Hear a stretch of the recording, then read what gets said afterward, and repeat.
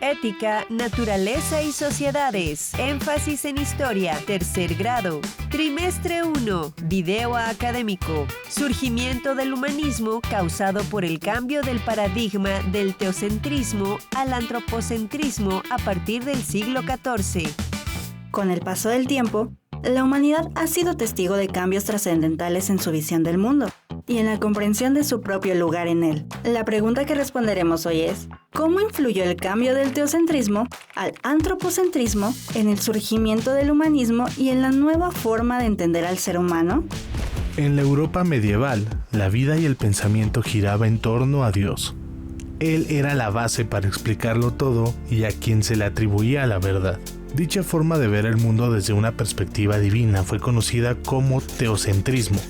A medida que se acercaba el fin de la Edad Media, comenzó a gestarse un cambio significativo. Lentamente la mirada se fue desplazando y la reflexión comenzó a centrarse en el ser humano. Este giro marcó el nacimiento del antropocentrismo, una corriente de pensamiento que coloca al ser humano en el centro de la reflexión, considerándolo la medida de todas las cosas y el principal sujeto de estudio en la filosofía, la ciencia y las artes. Dicho cambio profundo en la forma de pensar, del teocentrismo al antropocentrismo, dio origen al humanismo, una corriente intelectual que abrió la puerta a una manera completamente diferente de entender el mundo y a la propia humanidad. El humanismo surgió en Italia durante el siglo XV, influido por pensadores como Francesco Petrarca y Giovanni Boccaccio.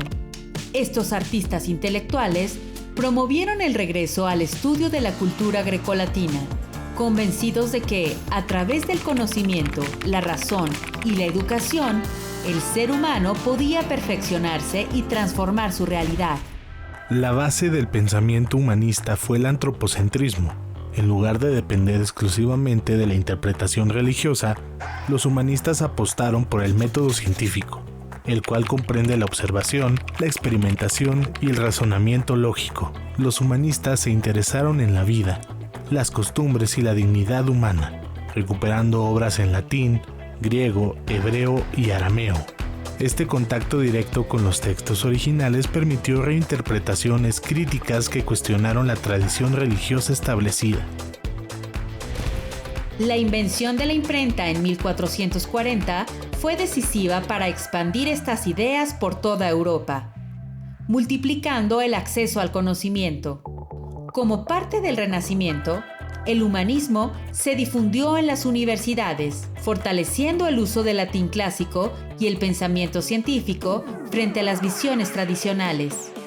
La revolución científica también tomó fuerza. Copérnico, Kepler y Galileo mostraron con base en la observación y el cálculo que el Sol es el centro del universo y no la Tierra, como entonces se creía. En la técnica, la metalurgia incorporó el uso de la hulla y el alto horno, lo que abrió camino al desarrollo de la química.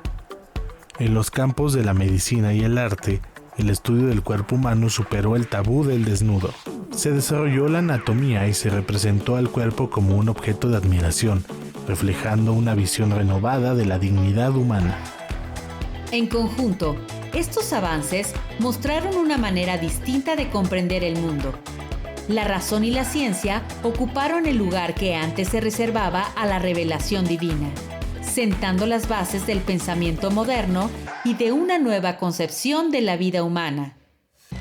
Los humanistas centraron su interés en la vida, la dignidad individual y el estudio del ser humano desde una perspectiva crítica e histórica, conllevando un cambio de pensamiento en la forma como nos concebimos a nosotros mismos en el mundo. Reflexionar sobre el surgimiento del humanismo causado por el cambio del paradigma del teocentrismo al antropocentrismo nos permite comprender cómo evolucionan las ideas, cómo el pensamiento humano se transforma y cómo esas transformaciones nos han llevado a la sociedad y a la forma de pensar que tenemos hoy. Si te interesa profundizar más, puedes explorar contenido sobre Renacimiento, humanismo y ciencia, características de la Edad Media.